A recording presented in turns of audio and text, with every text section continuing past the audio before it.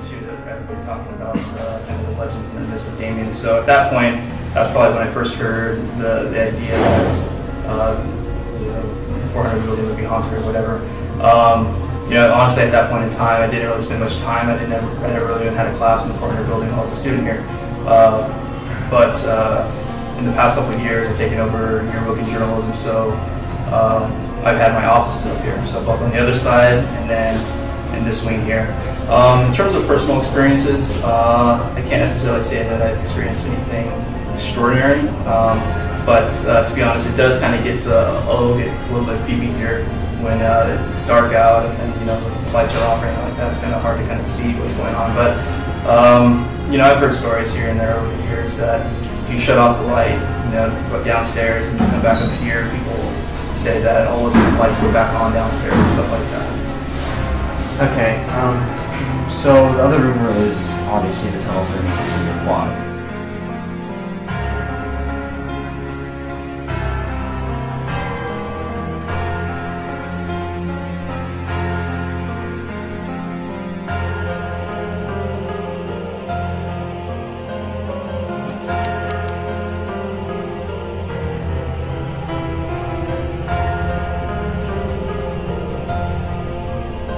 That is something that Mr. Marisic and myself have been trying to find every single summer. Since we work year round, sometimes we go off for a couple minutes looking for these tunnels. It's not, from what I know, the tunnels do not start in the teacher's lounge, but in someone's classroom. So that they exist, they do. And these tunnels were used before to run wires from building to building or to smuggle stuff for TJ under there. I'm going with the first story that it's to run cables from one building to the other. Zombie apocalypse could happen. But yeah, I think there is tunnels underground, and they probably haven't been used in years and years and years, and I'm sure like the earthquake in '91 probably messed them up, or there's been other earthquakes since then, but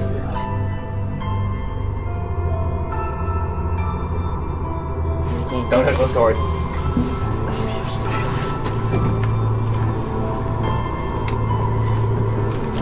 this is what's underneath the quad.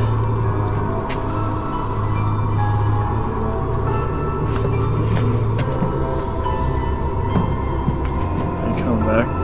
Why don't you give me the camera? Shh.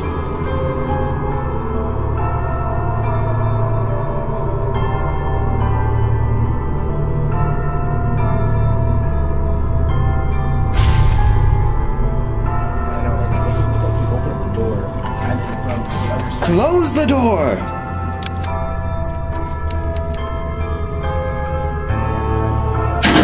Oh, excuse me. Alright.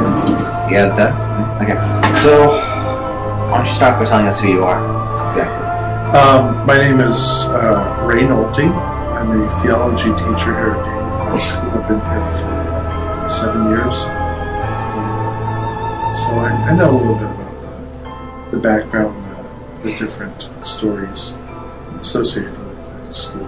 So since you brought them up, why don't we start with probably the most common one people know, the 400 building.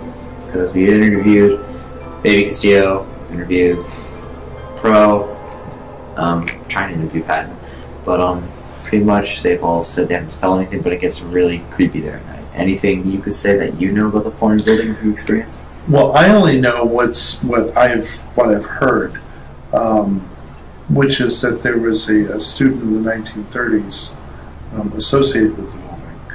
And that building at one point was used just for music. And the way the story goes, this person was in love with another student. This is back when there were boys and girls going to Damien. And I'm not clear if it was a girl or a guy, though I've heard someone say that it was a female. And what she did is, out of distress because the guy wasn't interested in her, she went up into the 400 building by herself. And purportedly, there are nights when you can hear deep sobbing inside the 400 building. And when you go to investigate to find out where it's happening, there's no answers.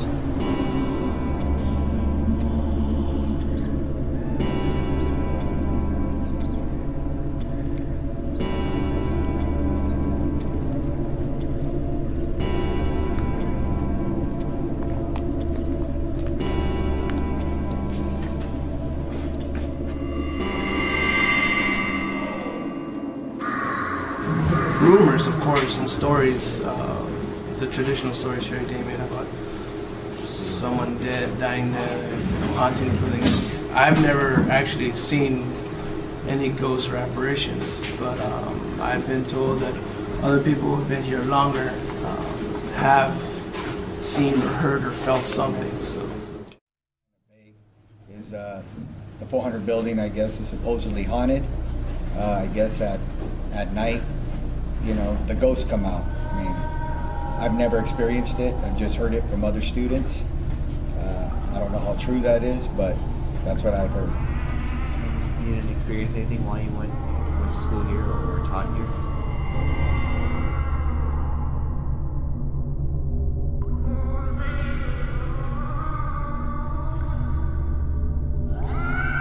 Now, I heard that when they were originally building Damien, that they ran into a burial ground,